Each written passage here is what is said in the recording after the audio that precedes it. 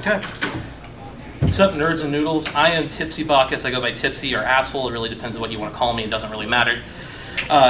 So by day, I am a Soc Analyst. By night, I just do fuck shit on the internet because I think it's funny.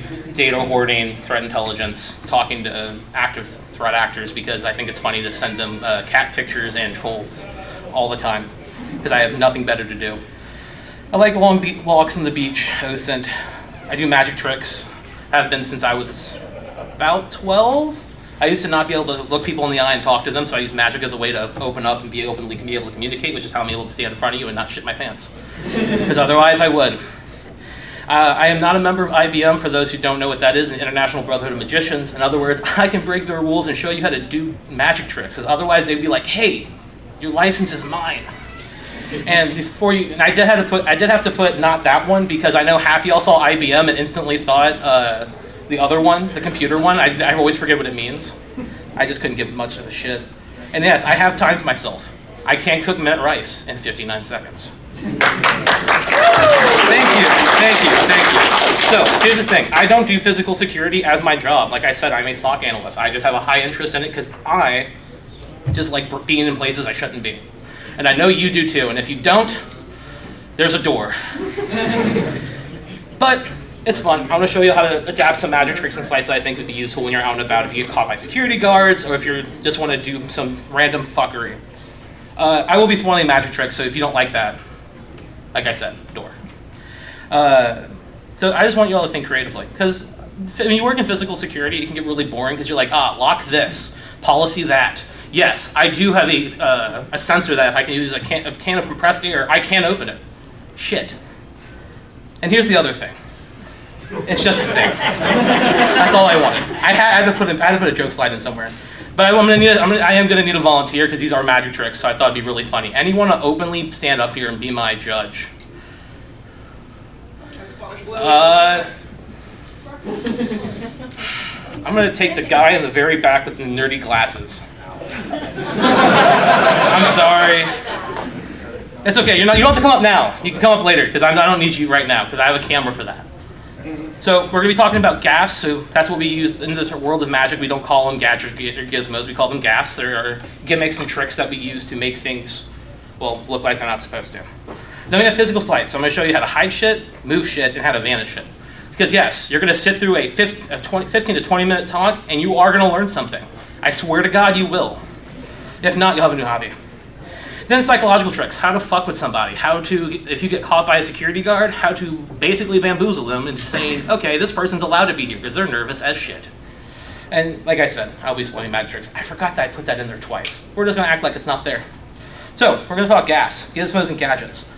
We have something called the Raven. Now, you think a small bird. No, it is actually a small little gadget, which I actually have. I have it on me right now. It is up my sleeve. And yes, this is where the trick comes from. Everyone thinks, oh, it's up your sleeve. Well, it's because it actually fucking is. So this little gadget right here, if I can get the string to properly work. Oh no, it's stuck. It's okay. Not the first time I've stuck something somewhere. Anyway, so this is called a Raven. This sits in the middle of your palm or approximately where you can't see it from behind. Now, what can you use this for? Picking up USBs, because the head of a USB is made of metal, and this is a neodymium magnet. So it's very strong. I can pick one up, make it vanish. I can do, for keys, paper clips, I have paperwork attached to it. It's anything. You can also use it to hold lockpicks, because of how strong the magnet is and the size of lockpicks, and they have that little space at the bottom where you have to free to hold it. This actually fits really well, because you can just attach it, and then it just slips up the sleeve if it doesn't get caught. Which would have looked a lot better if it had not getting caught just now. Then, this is actually a GIF of what it looks like when it's performed correctly. It is from the video of how to use this fucking thing. And yes, I did use image flip. I don't care. Because I thought it was really neat. And this guy performs it way better than me. So, then we have shells. I don't have an example of those, but you can kind of get the idea if you've ever seen a rock that can hold a key.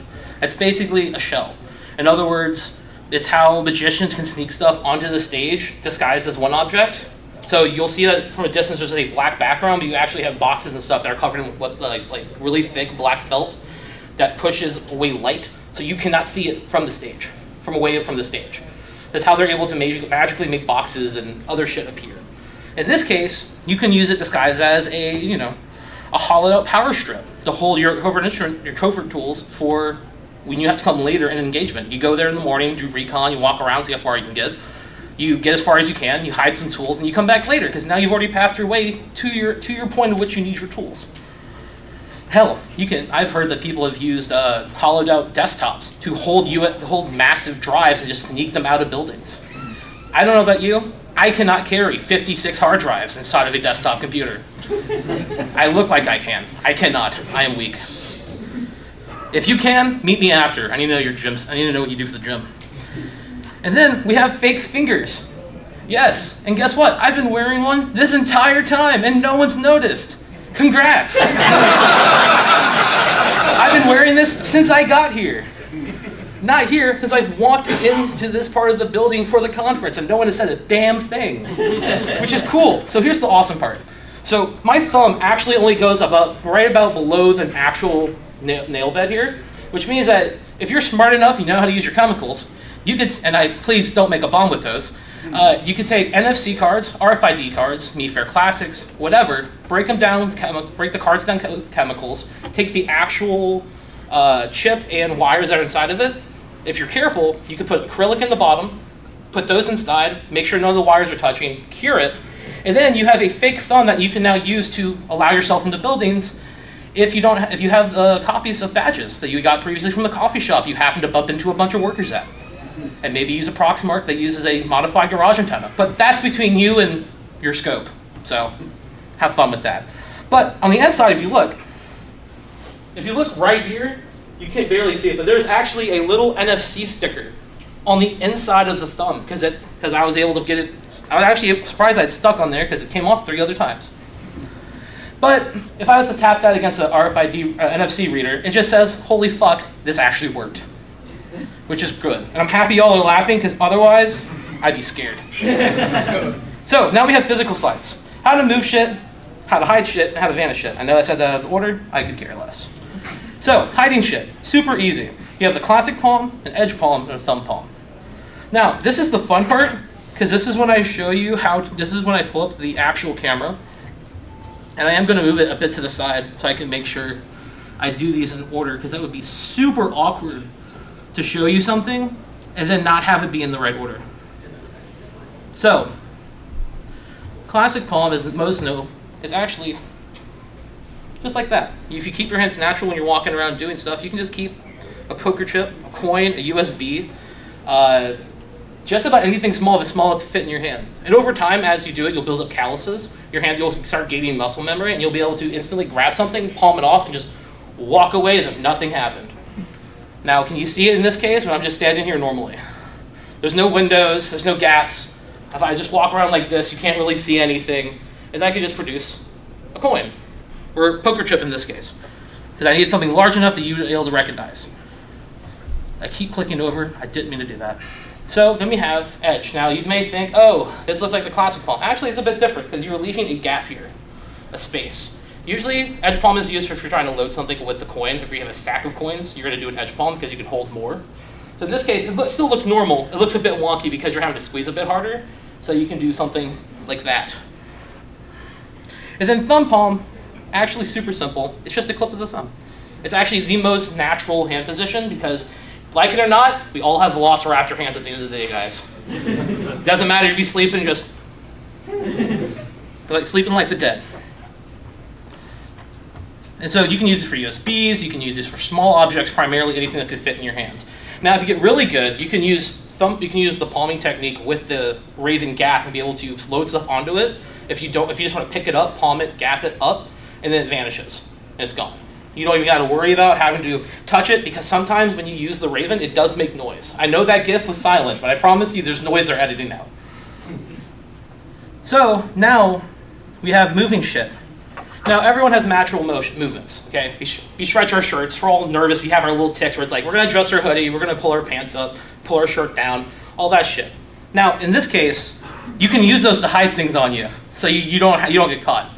So the scenario is you're in a building, security is walking towards you, and you're like, fuck, I'm about to get caught and had to pull out my get out of jail free card. And I have lockpicks in my hands, which, by the way, is additional few years if you get caught with those committing any crime, even if you get pulled over for a ticket. So good luck with that. So you could do anything from pulling your pants up and sliding stuff into your back pockets, your front pockets, when you're adjusting your t-shirt.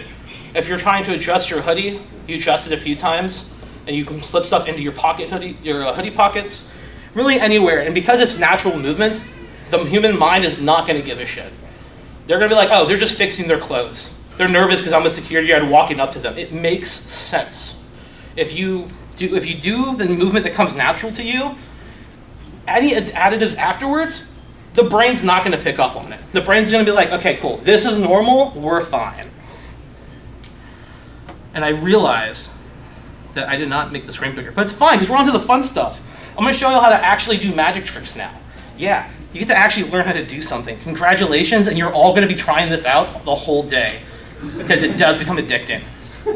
So, we have 4 types of vanishes. We're going to do, well, one is technically not a vanish, but I don't care because it's still cool. We have the French drop, the reverse French drop, the pinch, and the switch. Now, they all look kind of the same, but they use different mechanics.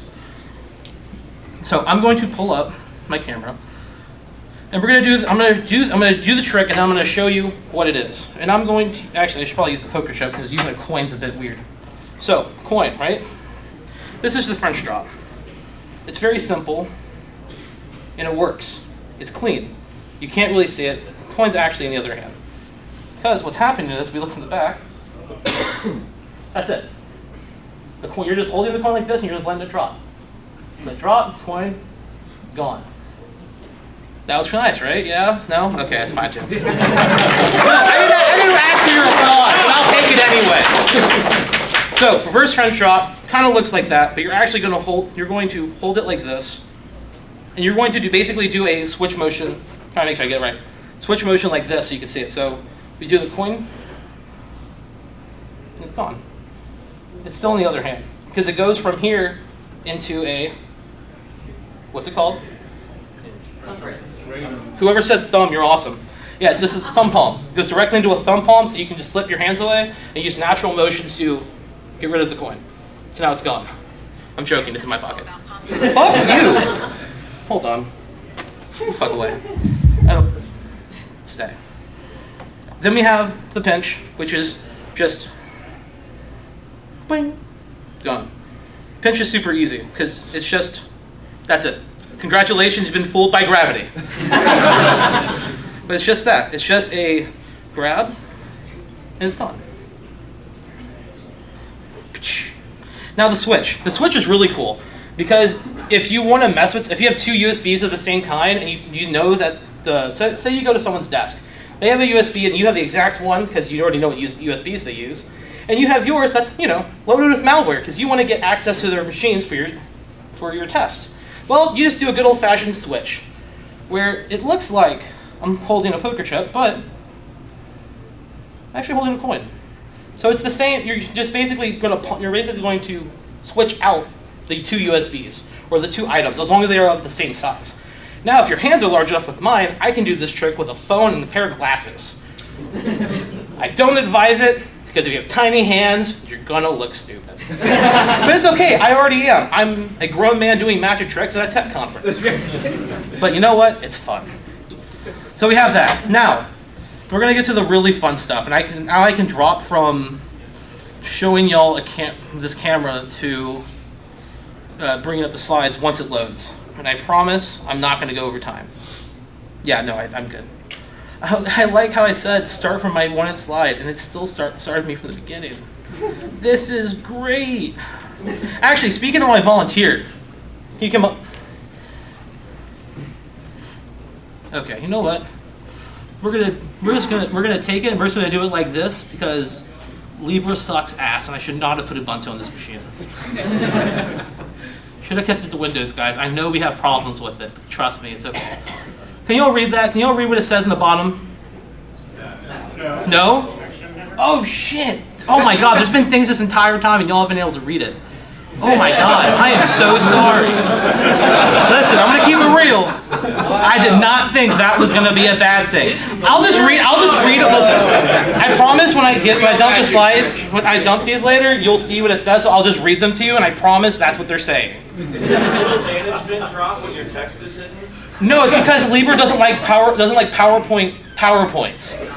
Because it's dog shit. Fuck, never mind. I'm not gonna get into it. So we have psychological tricks, how to mentally screw with someone when you get caught, or just to get someone to do something by asking them. So this first one, it's called the fast talk. Literally, has everyone here has been a child that has done something they shouldn't have done, and they go up to their parent, they start talking really fast, and their parent says, "Hold the fuck up. Start from the beginning. What did you say?" So in this case, you're basically going to use the same thing, but you're going to talk just fast enough that the person thinks you're stressed, but not slow enough for them to be able to fully process what you're saying. So in this is more of me explaining. I'm not going to do this to you because I'm just going to be rapid pace talking. It's not really going to make any sense.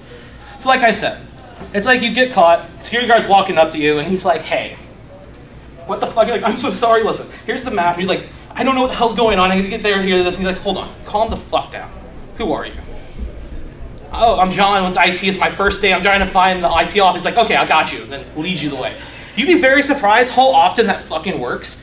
Because our innate being, when we see another person in distress, is to help them. It's not to, "Hey, you're not allowed here. Who are you?" I gave the information he needed without even asking. Who am I? What am I doing here? Why do I need to be here? "Well, my name's John. I work in IT, and it's my first day trying to find the room." It's like, "Okay, cool. Send you on your way. Problem solved."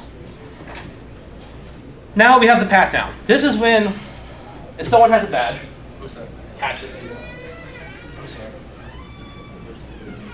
Put that there. You'll enjoy that. We'll talk later. So this is usually, like, you know how I was saying earlier, natural movements when you're adjusting something on somebody? If you're talking to someone and you just want to fuck with them, you can just be like, "Hey man, you can just fucking clean yourself." And then the badge is gone. Now, it doesn't work when it falls. But when it does work, it's really cool.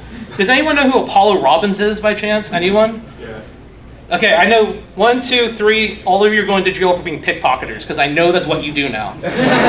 So Apollo Robbins is a very famous pickpocketer. He's not much of a magician, but he can take anything off anybody. He can rob a baby from a pregnant woman. That's just how it is. But he can do that, he can take your watch off, and if you get really good at it, you can put the stuff back on them without being caught. So in this case, when doing the pat down, you can take the badge off of them. Now, that should have worked. It didn't, because, well, I'm not good enough. It happens. You get better with practice. We all know that.